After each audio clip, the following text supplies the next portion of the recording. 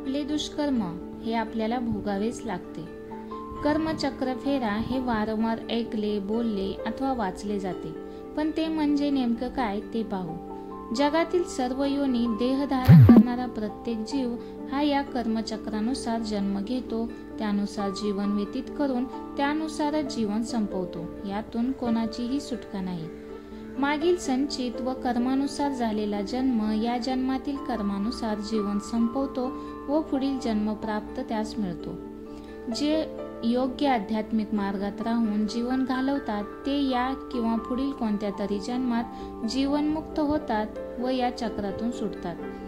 पितामह भीष्म शरपंजरी पडले होते. त्यांनी आयुष्यभर भगवंताची भक्ती केली व कृष्ण हे भगवंत आहेत हे देखील जाणले होते, पण असे मरण येत आहे याचे शल्य त्यांना सलत होते.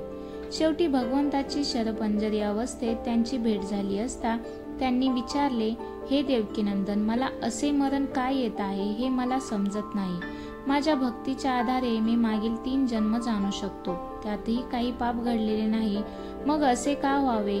भगवंताने त्यांच्या भूमध्यावर बोट ठेवून डोळे मिटण्यास सांगितले असता त्यांना मागील एक जन्म दिसू लागला.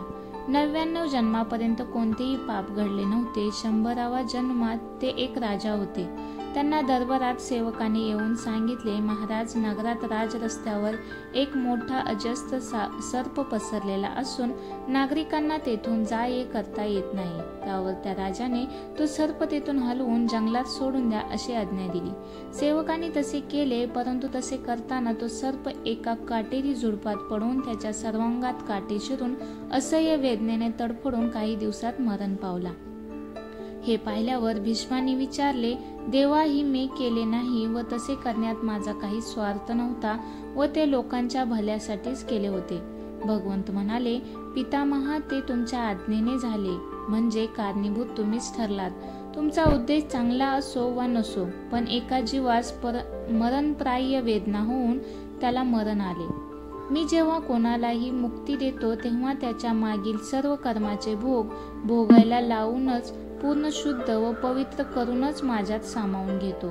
हे आहे कर्मचक्र. साधक भक्त यांना जो जास्त त्रास देतो त्यांचे कारण हेच आहे, मागील सर्व पापांची कर्माची भोगाद्वारे निवृत्ती करून घेतली जाते आणि भोग भोगल्याखेरीज अद्वैत प्राप्ती होत नाही.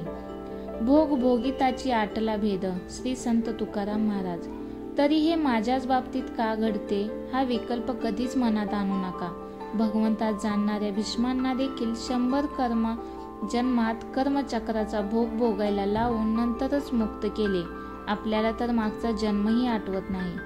सद्गुरु उपासना व सतत नामस्मरण यामुळे आपण मुक्त होऊ शकतो, कारण अंतकाळी ते शिष्याजवळ उपस्थित असतात व यमदूतापासून वाचवतात, पण तेवढा दृढ विश्वास